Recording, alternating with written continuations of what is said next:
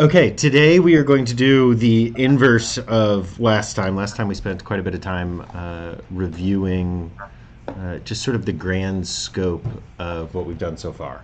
And I think I forgot to stream that one last week or to re-upload it, so I will do that after this class, as I'll set it to stream. But this week we are really going to dive into some text study, and we're really going to spend our time in text. Let me hit the mute all button just to make it a little quieter in the background. As always, feel free to unmute yourself if you have questions and you are on the Zoom on the stream. Okay, but before we do that, any lingering questions, thoughts from last time? Again, the reason we really gave the whole grand arc was that I hope that is the biggest takeaway that you have. Sorry, thought I was about to sneeze. I hope that's the biggest takeaway that you have from Story of Us, right? The details can get confusing, right, and all of these pieces can get lost. But I hope you're starting to have a sense of being a part of this story. Mm-hmm. And what I'm really hoping is that you have a sense that you also are authentic tellers of the Jewish story, just as authentic as any of these people. We tend to make a mistake of thinking that authenticity and antiquity are the same thing. But of course they are not. Not to mention the fact that authenticity is imagined and not real. It's as I said when I became a conservative rabbi searching authenticity, the emperor is just as naked wherever you go. But the piece I want us to understand from this also is that if you go back in time 500 years to Jews living in whatever space and place, they themselves wouldn't have seen them as being authentic interpreters. They would have said, no, those were the people who came before us. And if you go back 2,000 years, if you go back to 1250 BCE, to the first people that we are starting with here, who are living in the north of Israel, in the West Bank, living in the south, in the desert, that they also would have taken these stories and pointed to the past and said those were the authentic people. Those were the authentic tellers. We're just moderns. So I'm hoping all of this helps us throw out that idea of authenticity. I'm hoping all of this gives us a sense of the grand arc of the Jewish narrative and can see or begin to see ourselves in it. This becomes really crystal clear as we get to the modern era. And all of a sudden, we are going to look at American Jewish sociology in the same way we are looking at, right now we're 2,000 years ago. And then we'll really see ourselves in the story. So any questions, any thoughts on any of this, the big picture or last week's review or any of that before we jump into some text? It was helpful to hear it all put together. Good. I'm glad. And I'll try to do that every few months just to re-articulate the whole story. Zoomers, any questions, any lingering anythings? Okay. So we're moving, we've been in the Roman era. And one of the frames we've talked about with the Roman era is understanding the ways that the world is expanding for the Jewish narrative. We had been the world of the small northern kingdom and southern kingdom. We had been a part of what we thought of as the global geopolitics of the northern empire, right? The Hittite, Assyrian, Babylonian, Persian, whatever name we give to it up there, empire, and the great southern empire of Egypt. That was the expansion of the world for a long time. And that was the known world for us as we flowed between these two empires. And then all of a sudden, Alexander the Great comes onto the scene and begins to expand what empire looks like, begins to expand what the world looks like. And we were a part of Greek Empire. In fact, we were a part of two different Greek empires, which gave us an even larger global perspective. But then when Rome comes, the world expands once again, and we are a part of a Mediterranean empire, and are just an even smaller little dot in that Mediterranean empire. But we spread throughout the Roman Empire in a way that we had not spread throughout these other empires. Because by this time, and we've talked about how this came to be, by this time, Jewish identity exists. It's not Judean identity anymore, even as it is tied to the land of Judea, even as today Jewish identity is tied to the land of Judea. By that time, Jewish identity was portable. But I also think that the Roman Empire basically invented the interstate, which made it easy to go long distances rapidly without too much trouble. Yes, you could go distances that were unheard of, which meant the world became smaller. Also, because Rome controlled the entirety of the Mediterranean, it was safer to travel by boat to the other places in the known universe of the Mediterranean world. The Houthis didn't have their missiles. Yeah, exactly. Okay. Makes sense? We're set? So we're going to zoom in today on one of the great stories from the Talmud. And again, we are pulling something out of context. We are pulling something from the Talmud, which is going to get written hundreds of years after the time period that we're dealing with, even as it is set in the time period we're talking about. But we're ignoring that for now as we explore the figure of Rabbi Akiva. So we've talked about messianism. And in particular, we've talked about the idea that messianism was entirely political. To be a Messiah in this frame was to be someone ordained by God, sent by God, to restore the political order to the way that it always should have been. I said it last week, but again, the fantasy of messianism is that just as the Assyrian Empire gave way to the Babylonian Empire, and all that really changed was who was in charge, and that gave way to the Persian Empire, and all that changed was really who was in charge, and then the Greeks, and then the Roman. The fantasy of messianism is that it would be our turn, that we would be in charge of the great empire, and that everyone would show up at our temple and bow down and be like, you all were right, I can't believe it, you said, now go ahead for the I told you so moment. This is captured, by the way, in our Aleinu prayer at the end of services. Aleinu is a fantasy of exactly that happening.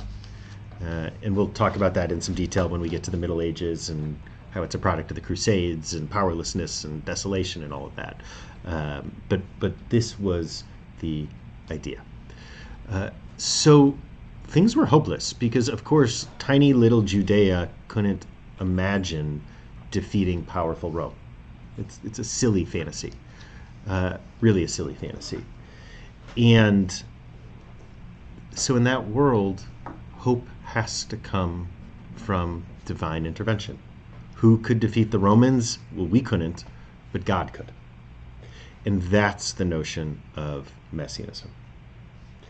So it's these messianic movements that lead to the rebellion against Rome that we read a little bit about last week. Right, the siege of Jerusalem and how we destroyed our own reserves that we had inside the city, and it forced us to wage war, which was a disaster. 68 through 70 is this war against Rome. Through 71, it leads to the absolute annihilation of Jewish civilization in Judea, in Israel. Then around the year 100 or so, there is another rebellion against Rome. If you remember, we estimated that about 10% of the Roman Empire was Jewish at this time, and we think at least 1 million, maybe 1.5 million. Some scholars say as high as 2.5 million. I think that's probably significantly too high, but call it 1 million Jews are living throughout the Roman Empire outside of the land of Israel, outside of the land of Judea, and we're just going to use those terms interchangeably. Here, the Romans would have called it the province of Judea, following the Persian name for it. At some point during this time, probably associated with this rebellion, around the year 100, again, we're on our side of zero now, Jews in the empire rebel against Rome. And it is disastrous. It's so disastrous that we don't even have a lot of evidence for it anymore, because Rome just crushed these small minority Jewish populations living outside of Judea. So again, around the year 6870 is when Jewish civilization around Jerusalem is destroyed after we rebel in a messianic revolution. Around the year 100, Jewish civilization throughout the empire is decimated after we rebel. And then, of course, there is one final gasp of Jewish sovereignty, of Jewish messianism in the 130s, known as the Bar Kokhba rebellion. Now, is the 68 to 70, was that BC or? These are all, we are on our side of zero now. Common era. We are done. We are done with those negative numbers. Common era. Common era. All of these are CE. Are there any names that survive from the 68 and the 100 rebellions? Because we have Bar Kokhba. Yeah, so Bar Kokhba is the messianic figure from that moment. Yeah, we have all sorts of names and recordings, and Josephus talks a lot about this, and we talked about Josephus a few weeks ago. So yeah, we do get some pretty good documentary evidence from this time period. Yeah, absolutely. Okay. While this is happening, we framed the Pharisees as being a fringy group of people. They are part of the small fringe that is rejecting the validity of what is happening in the temple, which is another way of saying that they are rejecting cooperation with Rome. How is it that the rabbinic movement moves from being the fringe to being normative Judaism? We're going to go over that in coming weeks, and it takes about 1,000 years. It's not until about the year 1000 that rabbinic Judaism is just normative Judaism. And it's just a gradual change from there. But what's really required for that to happen is that the temple is destroyed. As long as the temple exists, and as long as there is hope that the temple will be rebuilt, people aren't going to accept this newfangled rabbinic idea that there is another way of doing and being Jewish outside of temple-based Judaism. It's only the weirdo fringe people who are following it until then. My association with the word Pharisees is mostly what I hear from Bible-thumping preachers who makes out that there's something bad. Yes, Pharisee has become a bad word. Pharisee is a negative word in the Christian scriptures and became a negative word inside of... it became an anti-Semitic concept in some ways. And in fact, Pete Buttigieg, Mayor Pete, or I guess Secretary Pete now, got into just a little bit of trouble when he used the word Pharisee to talk about the negatives of some group during the election and when he was still in the primary. When was that? 2020 or whatever it was. And made the point that he had no clue about that, as do very few Christians have any clue that Pharisee has all sorts of anti-Semitic implications. And we'll talk about that. But during this time period, Pharisee is just a group. And actually, this makes some sense to at least give a little bit of the reason that Christian scriptures, particularly the Gospel of Matthew, is so negative against Pharisees is because the fringy Jesus followers, who are Jews, are fighting over the same hearts and minds as the Pharisees are. So they're arguing with each other in the same way that, far left Democrats and Green Party people argue with each other in a way that actually is more tension than sometimes those folks have with Republicans, because the people next to you are the ones you got to convince to, right? So that's the origin of it there, but then it develops through Christian history, and we'll get to that in coming weeks. Okay, so the Pharisees begin more and more to become normative after the temple's destroyed in around the year 68-70. But it's slow. But as we saw, the relationship between the Zealots and the Pharisees, the early rabbis, is very close. Remember, the head of the Zealots, as we saw, was Rabbi Yochanan, the head rabbi's nephew. All the fringy people are a part of one larger group here. And one of the characters most associated with the Bar Kokhba rebellion in the 130s is Rabbi Akiva.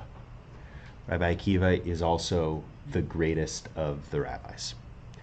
So we're going to look at a text about Akiva. We're going to spend some time in this text, and then we will deal with the broader ideas here next week. So next week we'll zoom back into what we've talked about in our introduction. But for now, we are going to look at this text. I'm going to drop a link to this in the chat so that anyone here in the Zoom that would like it can open it up themselves, though I will, of course, also be screen sharing it. There you go, Zoomers. That should give you the text. One plug also, there is a novel version, as in a book that is a fiction book. There's a novel that is set in this story and based on this story called As a Driven Leaf. Has anyone read that book? Yeah. If you haven't, it's a wonderful book. A little depressing. And in some ways is a meditation from the 1940s on what it means to accept science and modernity and also be religious, and how these two things can be bridged. And but it is a novelization of the story that we are going to look at here. But highly recommended if you'd like a book. Okay, let's dig into this text. This is from the Talmud, and again, don't worry if you don't know what the Talmud is. We're going to deal with that in coming weeks. Okay, let me make this spotlighted for everybody. And just get it so everyone can see it a little better. Okay, is this okay? Can everyone see this? I'm going to make my head even smaller up there. Okay, is there someone who would like to read for us, Zoom or in person? Anyone up for that? You're going to get interrupted a lot, as always. I know that will surprise you. Okay. I can start the reading if you'd like. Please, go for it. Real loud so that... Okay. The rabbis taught. 4 entered the orchard, Pardes, and these are they. Okay, pause. Pardes is a loan word from the Persian, and it's the same word that we have for paradise. Mm-hmm. So but it's also the word, it translates as an orchard. What is an orchard? Fruit trees. Fruit trees, mm-hmm. Okay. What else is distinctive about an orchard? Is it another name for Eden? Okay, might be the Garden of Eden. Yeah, there's definitely some Garden of Eden associations here. There's definitely some heavenly realm. That might be sort of the easiest way of describing this. That's certainly where this is, Toby. But an orchard itself, and I think this is important, is not natural. Fruit trees are natural. Fruit trees grow on their own, right? An orchard is intentional and planted. So I think that's important for us. And Pardes is used in Israel for orchards today. Yeah, Pardes is a word for an orchard today. Yes. Yeah, that's where I worked on the kibbutz. In the Pardes. Yeah. There you go. And actually, there's a Jewish yeshiva study center in Jerusalem that's pluralistic called Pardes that Ezra, who was our front desk person for a while here at CRC, is right now at and studying at. Okay. So, yeah, we're going to... okay, so we've got the 4 who entered the orchard Pardes. Let's keep going. And they are Ben Azai and Ben Zoma. The other Acher. Acher just means other, and in Hebrew it just means other. Like another cup is, kos acher. And Rabbi Akiva. Okay, what do we know immediately? We've got, what do we see here? There's 4 people. There's 4 people. What's the other? One of whom is not identified. One of whom is not identified. We've also got 2 pairs. We've got 2 sons of Ben Azai and Ben Zoma. right? That just means son of Azai and son of Zoma, which tells us something about their importance, that actually it's their father's names that identify them. And what about the other pair?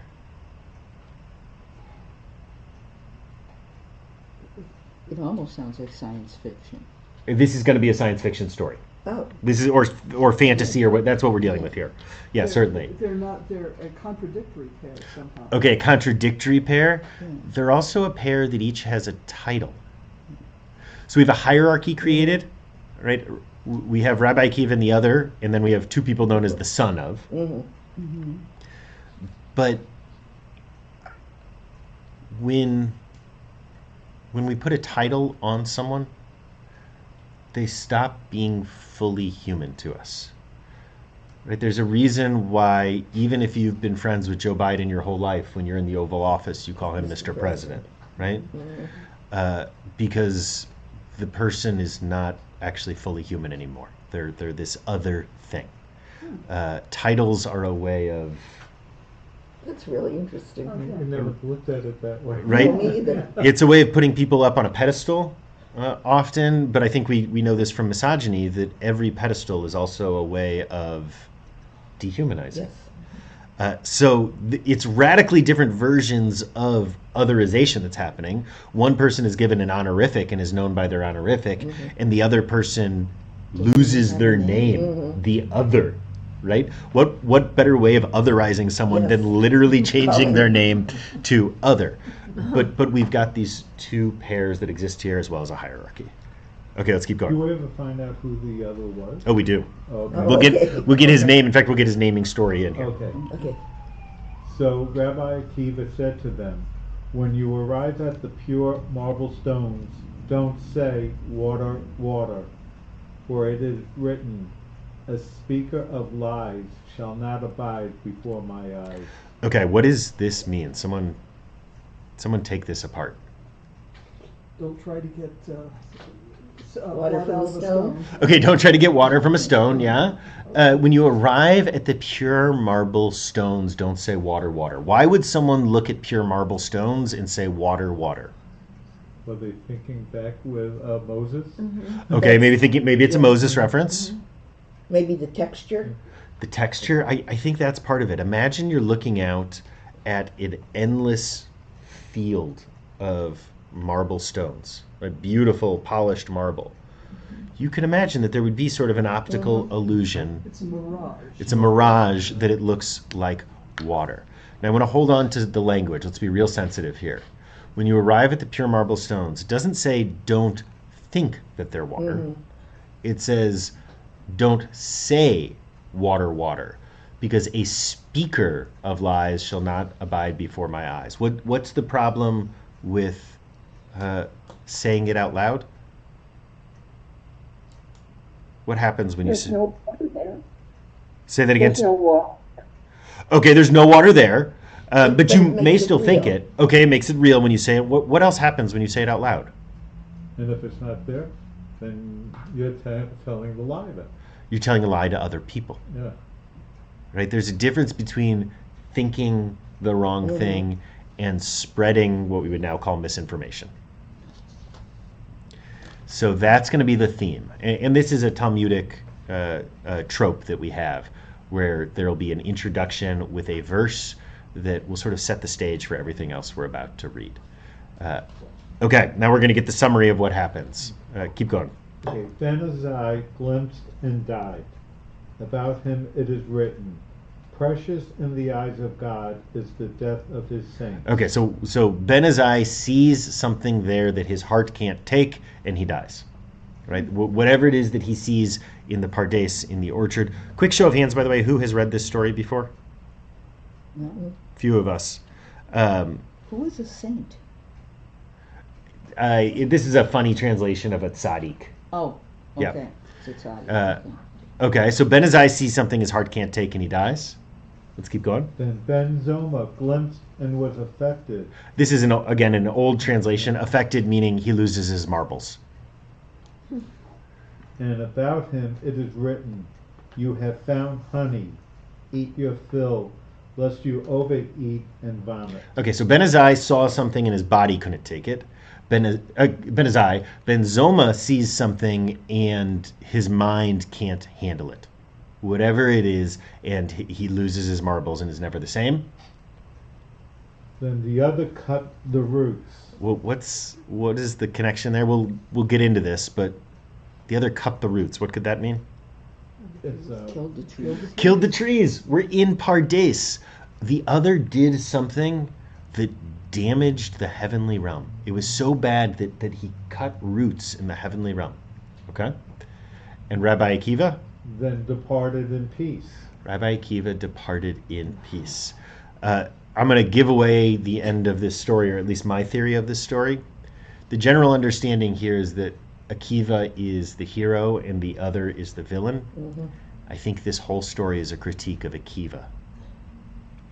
I think that's what's happening here. But why would the other cut the roots? What does that? We'll find out. We'll get there. Don't worry. Don't worry. Don't worry. So in Hebrew, the word for peace is also the word for wholeness, which is to say that Akiva is somehow not impacted by this experience. By the way, what a terrible tour guide we have here. Rabbi Akiva is the tour guide to Pardes, where he takes 3 people with him, and he's the only one who comes back okay. Maybe that's the point. So I think this is the point. Remember, I told you that Akiva is very involved in the Bar Kokhba rebellion, which is the ultimate destruction of Jewish sovereignty, the last gasp of hope of Jewish sovereignty. And so what kind of rabbi, who's the greatest of rabbis, also leads to destruction everywhere around him? I think that's what this is about here. Okay, let's keep going. They asked Ben Zoma, what is the law with respect to neutering a dog? We're not going to dig too much into this. There's some thoughts here, but keep going. He said to them, such you shall not do within your land. From Leviticus 22:24, to all that are in your land, this you should not do. So there's some interpretations here that might make sense, but for our purposes today, what I want us to take away from this is, that Ben Zoma is responding to a question about halakha, Jewish law, correctly. So Ben Zoma, remember, he's the one who goes insane. But his insanity, his loss of marbles, is not the sort of insanity that he can't still answer halachic questions.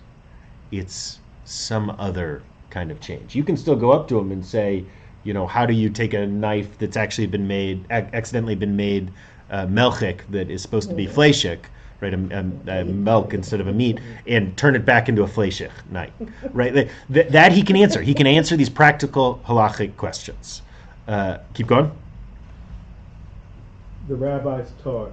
It so happened Rabbi Joshua, son of Hanina, was standing on a step on the Temple Mount. And Ben Zoma saw him and did not arise before him. Okay, we see the hierarchy here, right? Mm-hmm. We've got Rabbi Joshua with son of Zoma. Yep. So, and we would expect that Ben Zoma, as a student of the rabbis, when he saw one of the great rabbis, would stand up as a sign of respect. Mm-hmm. He said to him, where from and where to, Ben Zoma? What does that mean? What does he say? What you doing? What's up? Yeah, I think it's like Earth to Ben Zoma. Yeah. Like, where are you here? Hello. Yep. Then he said to him, I was watching between the upper waters and the lower waters, and nothing separates them save with 3 finger breadths. Okay, so biblical cosmology, ancient cosmology, and we can see this in the Hebrew, the waters, the oceans, are the mayim. Mm-hmm. The heavens are the shamayim, the waters above and the waters below, and there's a firmament that holds the upper waters up from crashing down on us, and we live in the space between the 2 waters. That's ancient cosmology. Imagine that we live inside of a snow globe is kind of the image here. Make sense? Mm-hmm. Okay, so what is Ben Zoma saying? What does he mean by this? I was watching between the upper and the lower waters, and nothing separates them save for 3 finger breadths. We're not much here, are we? We're not much, are we? Right? Like, what exists in that 3 finger breadths? Every single person who has ever lived and everything we have ever known in the entire universe, as far as we can concerned, exists in those 3 finger breadths. And Ben Zoma is saying, I went to Pardes and I saw that like everything that we think is everything is nothing. My image for this, I know I bring this up a lot because I love this so much, that picture of the Voyager space probe turning back towards Earth and the pale blue dot, right? And you see that even within our own solar system, everything that we know of as everything is it like a tiny little pale blue dot.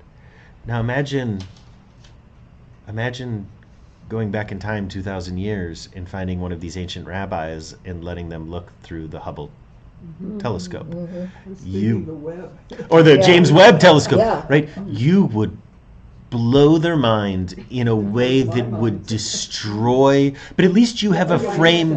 This is why he goes crazy, right? Because at least we have frames of science and cosmology and understanding something, even if we don't really get it, theoretical physics. And so even as the James Webb looks out and discovers that the Big Bang as we know it, we're wrong about, not that there wasn't a Big Bang, but like that it's totally different than we thought, which is one of the things they think they discovered a couple weeks ago, right? We have a frame that we can interpret that into. It would be like if all of a sudden we discovered that actually none of that was real and there's big puppet masters in the sky that all of a sudden we got in contact with, and that's how the universe, or we discovered, maybe the better analogy is that we're all a simulation inside of a computer. Every other day or so, I believe that. Which was a science fiction where the worlds are on top of turtles. Exactly. Turtles all the way down. Marion. Who's the he that's talking? Is it Ben Zoma? No. Ben Zoma is saying, I was watching between the upper waters and the lower waters, yes. Because then it's another way of maybe explaining why he didn't stand up to greet this man or honor him. Keep going. Because we're all small and... Yeah, exactly. Like, what is this? He's had a total existential crisis and lost it. Exactly. I like, by the way, Marion, that you are Leon today and Leon is Marion today. It's very good. I worked on that so hard. Now I have to switch him around once more. Okay. Oh, no, Leon's back to Leon. I see it. Okay. So this is... what happens to Ben Zoma, why he loses his mind, is he looks through the James Webb telescope and doesn't have any frame for understanding it other than to realize that everything that he thought he knew about the universe is wrong.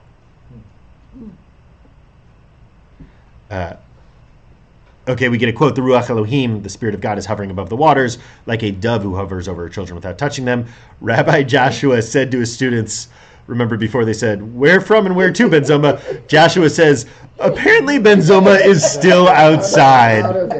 I love this ancient shade that is being thrown here, right? Ben Zoma has lost his marbles and they all know it. Okay, so that was our explanation about Ben Zoma. Now the other cut the roots. Someone else want to read? Someone on Zoom want to read for us? Any volunteers? I'll read from here. Go for it. Real loud so they can hear, please. The other cut the roots, and about him it is written, let not your mouth bring sin upon your flesh. Okay, we see how that is similar to that opening line of when you come to the marble stones, do not say water, water. And what was it? He saw that Metatron was given permission to sit and write down the merits of Israel. Okay, most folks aren't familiar with Metatron. Is that fair? By the way, if you see the movie, has anyone seen the movie Dogma? No, it sounds like The Matrix. Yeah, Dogma's a fun movie, but one of the best parts of Dogma is Metatron shows up and expects everyone to know who he is, and everyone's like, who are you? And Metatron complains that no one knows who Metatron is unless you've seen, or no one knows anyone unless they're in a movie. Right? It's the only way you know anyone. And how do I know Metatron? From seeing Dogma. So appropriate here. Metatron, some say, is also Enoch, is the same character often in in the sort of universe of these people. Metatron is one of the head angels of the heavenly realm and seems to be in charge of justice for the heavenly realm. It really is sounding science fiction. Oh, this whole story is a fantasy story. Yep, absolutely. Okay, so Metatron is there. He saw that Metatron was given permission to sit down and write the merits of Israel. Okay, one note. If you come to services, if you're in Jewish prayers, you know that when we do the Kedusha, Nikadesh Shimcha Haba, right? When we say Kadosh, Kadosh, Kadosh, you know how you go up a little bit? And do you know how traditionally you keep your feet together during the whole time? It's because angels, we're told, only have one foot, and that they don't have knees, so angels cannot sit down. You don't have to know why, you don't have to know anything else, just accept this for this purpose, that it was known by the rabbis, by the ancient rabbis, and taken for granted that angels cannot sit down.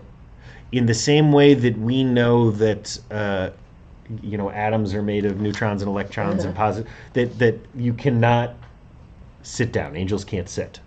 So just keep that in mind. Does that have anything to do with they just never rest? It's maybe they don't sleep. They also only have one foot. They're these weird They don't walk anywhere. They just appear. I guess they just hop too. It's really they have wings and hopping. Okay. Bipedalism was vastly overrated. Yep. Keep going.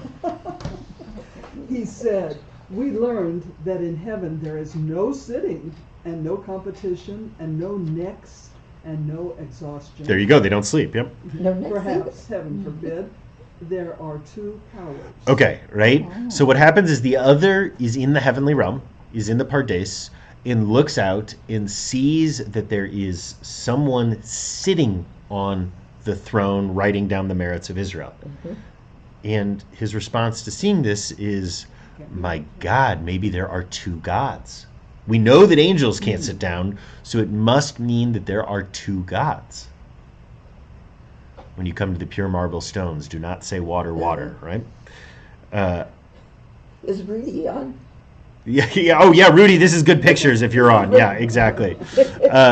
Okay, keep going. They removed Metatron from his place and beat him with 60 pillars of fire. This is wild. Metatron gets in trouble for sitting down in heaven when a human could see him. Right? Keep going. They said to him, "When you saw him, how come you didn't stand before him?" Okay, this is wild. This is really wild when you think about it. Because what they're saying is that the heavenly realm is different than how the rabbis imagine it. And that the heavenly realm is in on the cover-up. Heaven is not what you think it is, rabbis, but heaven is still going to try to pretend that it is. They gave him permission to wipe away the merits of the other, and a voice came out and said, "Return, wayward sons." A quote from Jeremiah. Yeah. Except for the other. So the voice comes out, right? Everyone can come back and do tshuva except for that guy. Because what is it that guy has done? Since he cut the roof. He cut the, so what is it that the other did here? The other saw the truth and said it out loud. This is wild. It's particularly wild because this is a story about how the imaginations of the rabbis about the way that the world works is wrong, that heaven is in on the cover-up, and then this story about how they are wrong about it is in the Talmud, waiting for us to read. This makes QAnon seem... Yeah, exactly. He said, since that man was banished from that world, let him enjoy this one. And the other went out to Tarbut Ra'ah. Sexual immorality. He went to a prostitute and solicited her trade. And now we're going to get his name. She said, "Are you not Elisha, son of Avuya?" he pulled out a radish from the ground on Shabbat. So you're not allowed to. So you're not allowed to pluck things Right. from the ground on Shabbat. But also, has anyone grown radishes before? Yeah. I love growing. They're the best thing to grow because they're so easy, They're easy. right?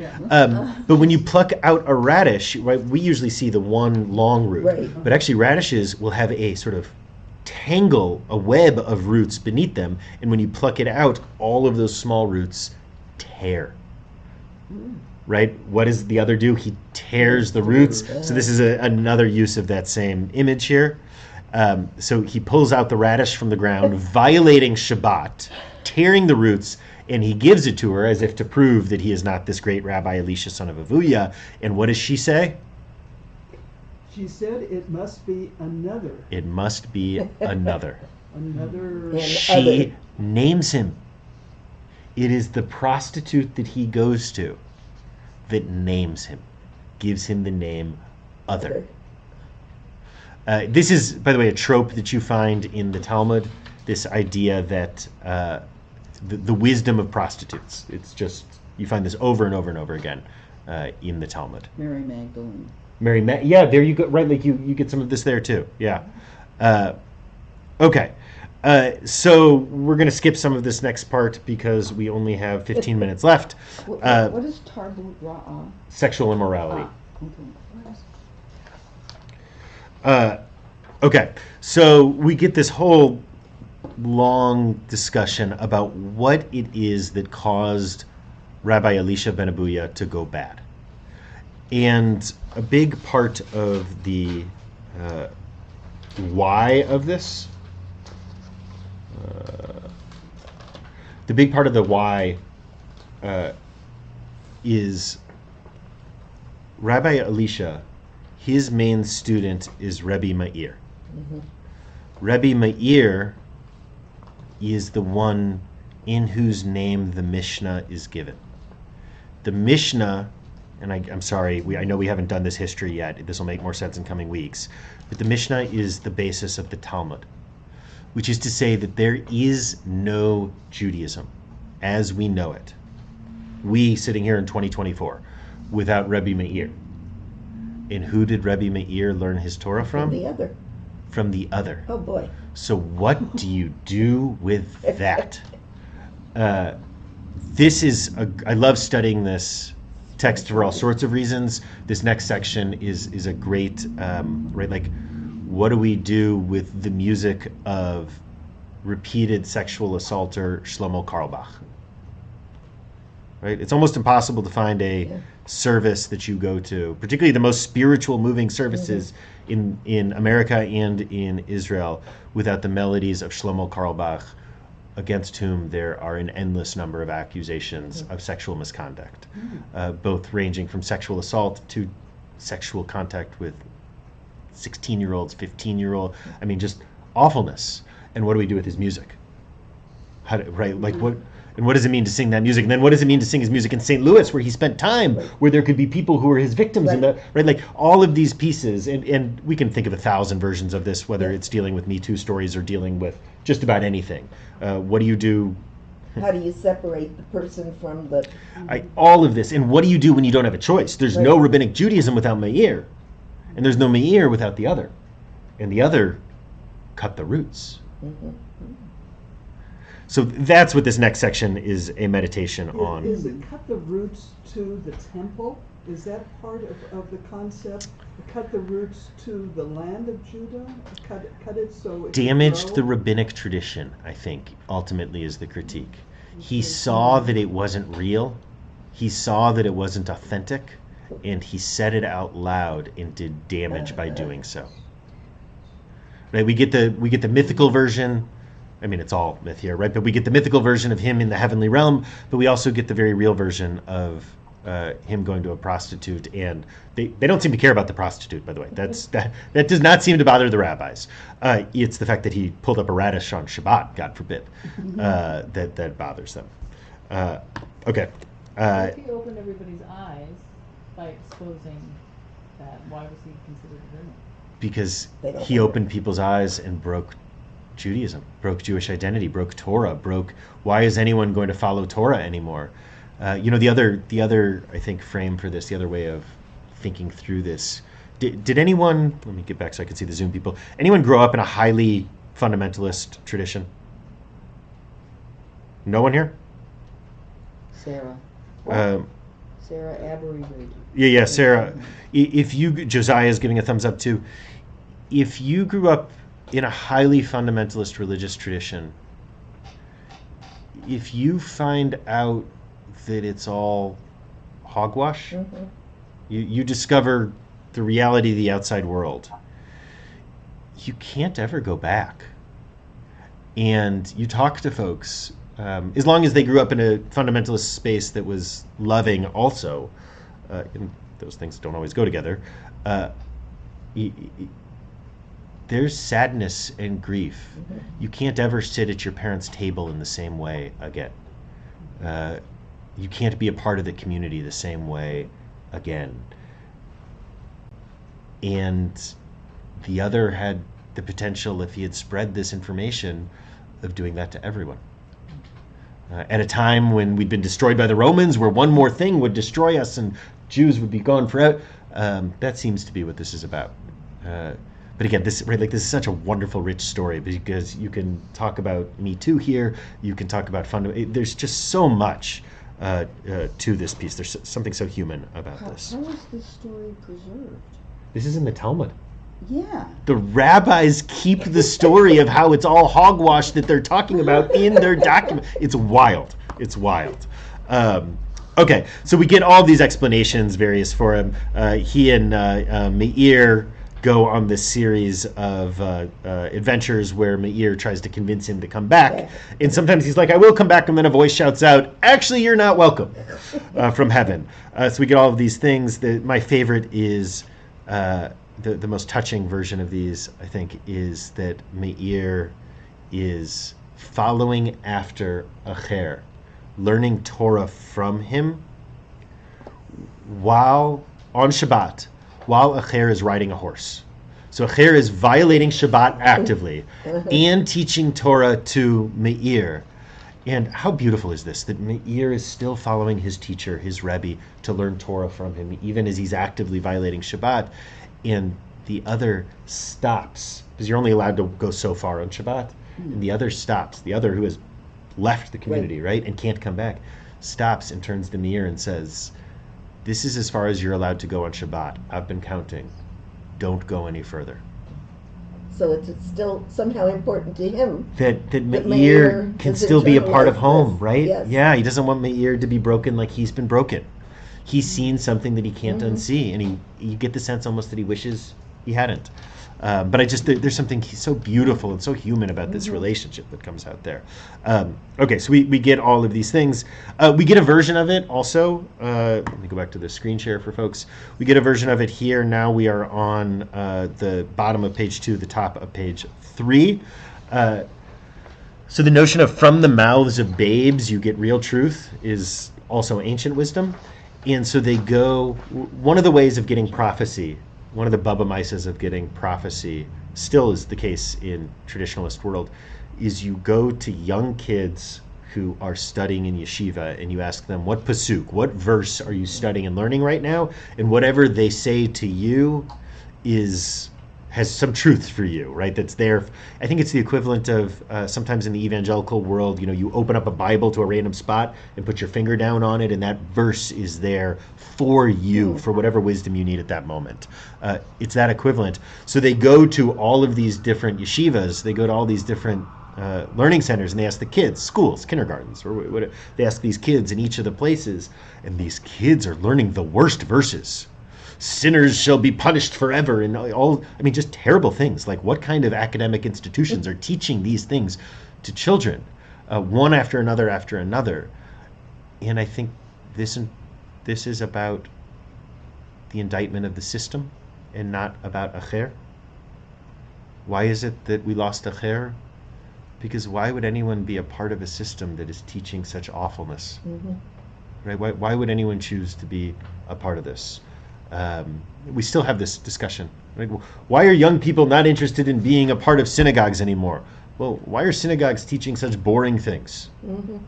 Right? Where is the blame? Is it society's fault for a criminal who maybe has experienced abuse and grew up in an abusive home and went from there to a halfway house and went from there to right, like, or is it that now 30-year-olds fault for the crimes that they've committed?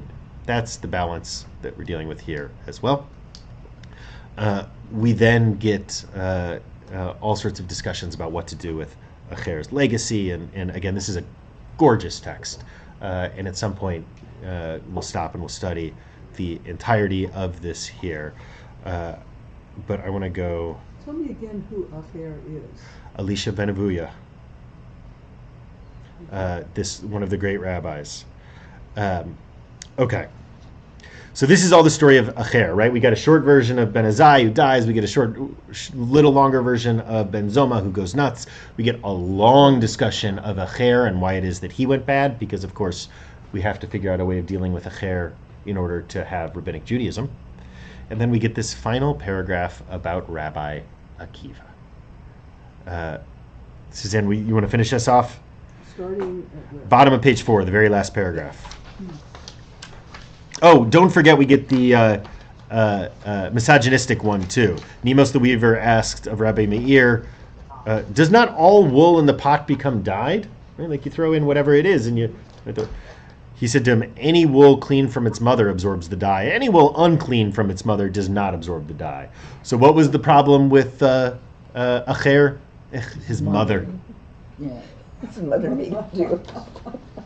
Rabbi Akiva ascended in peace and descended in peace. Meaning Rabbi Akiva goes up and comes down. He has this experience that causes one person to die, one person to go nuts, and one person to become a heretic so bad that it puts the entire rabbinic and Jewish project at risk.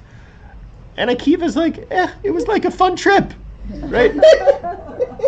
I had return. Right, you take people to Six Flags and they all die, and you come back and you're like, yeah, it was a good day at the park. What is wrong with you? And about him it is written, pull me after you, and we shall run. Because, of course, Akiva is the greatest of rabbis. And even Rabbi Akiva, the ministering angels tried to push him away. Because the ones with only one leg. Yeah, the ones with only one leg. So tough to push when you can topple over with one leg. The wings get in the way. The other background to say here is that Akiva is Bar Kokhba's partner. Mm-hmm. Akiva is the revolutionary. Akiva is the one who pushes us to the Bar Kokhba rebellion and organizes it. And his death is brutally recorded in the Talmud. He's crucified, and they peel his flesh from his body.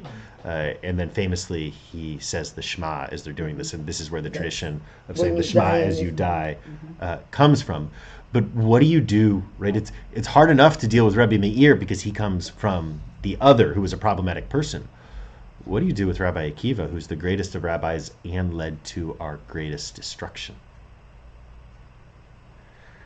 But the Holy One says, leave this old man be, for he is deserving to make use of my honor.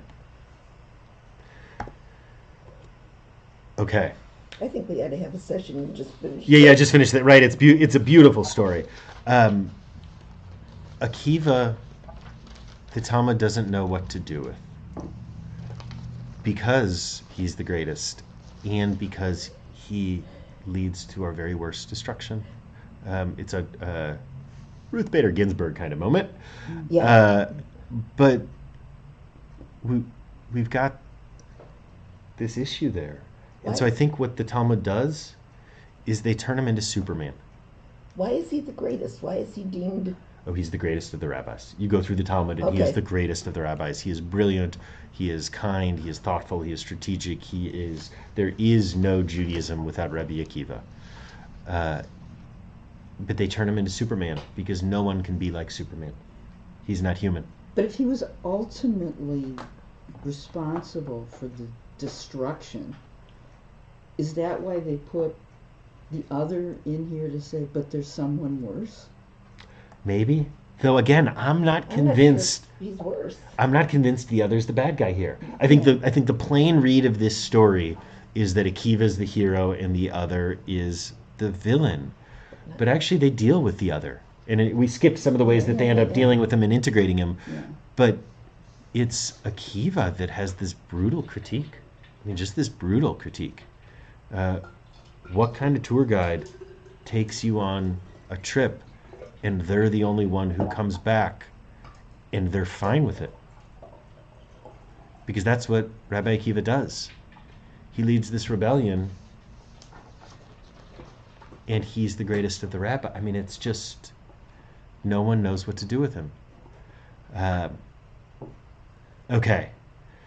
Thoughts, questions? Anyone from Zoom? We've heard a lot from the folks around the table. Anyone on Zoom have reactions to this text? Even people who have studied this text before. I think when we've studied it, we've looked at it in a different kind of light than we did today. So hopefully it was interesting. And go read As a Driven Leaf, because now that you've looked at this text, you'll see the ways that they integrate all of these pieces, including blaming Elisha's mom, Acher's mom. John. I don't understand why where we were in our study, that all of a sudden we're studying this, I guess, story in the Talmud about Rabbi Akiva. So I'm kind of lost as to. Yeah, so we'll integrate this more next week. But I wanted to give us a taste of these characters, a taste of the rabbis, of the rabbinic movement.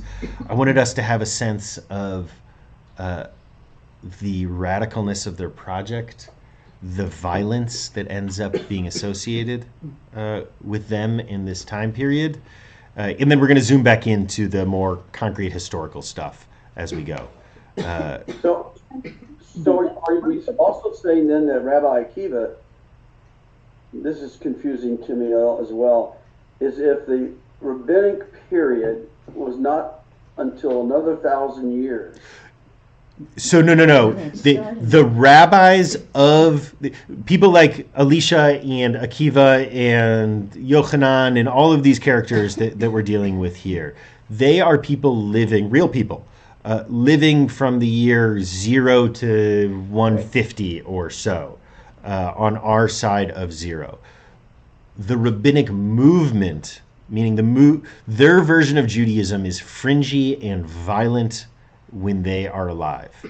By the time we get to the year 1000, their version of Judaism, or I should say the evolution of their version of Judaism, has become normative Judaism, to the point where today there is no such thing as Jewish identity without the Talmud. The Talmud is more important than the Torah. We are not, today Jews are not the religion or the people of the Torah. We're just not, right? Open up the Bible, we are not King David, right? We are the people of the Talmud. The Talmud is our core text. And we're going to, by the way, the fact that you think of the Torah as being core text and not the Talmud has to do with 1800s Germany and the emergence of the Reform movement and assimilation into German society and then white society in the United. We'll get there, in a few thousand years for why it is that you may have grown up thinking of the Torah as the core instead of the Talmud as the core. But the Talmud is the center. There is no Jewish identity without the rabbinic movement today. It would be entirely different. And yet, these people. It might be interesting to talk about the Ethiopian Jews. Ethiopian Jews we'll look at, though. They have been absorbed into the. Yes, we'll look at Ethiopian Jews. They have no Talmud, but also there's some pretty good scholarship that suggests that Ethiopian Jews are an evolution of Christian Ethiopians that over time, over the last millennia or so, fringes of those groups started identifying as Jewish. So their own mythology is, we'll deal with that later. Yeah. Toby. I always felt when reading this that Rabbi Akiva's description that he went up and came back was the dichotomy of him. It was either he was so balanced that what he saw didn't disturb him, or he was so simple that he didn't get it. Yeah, you're right. There you go. You're right. It's a critique of Akiva. Nice. Sarah.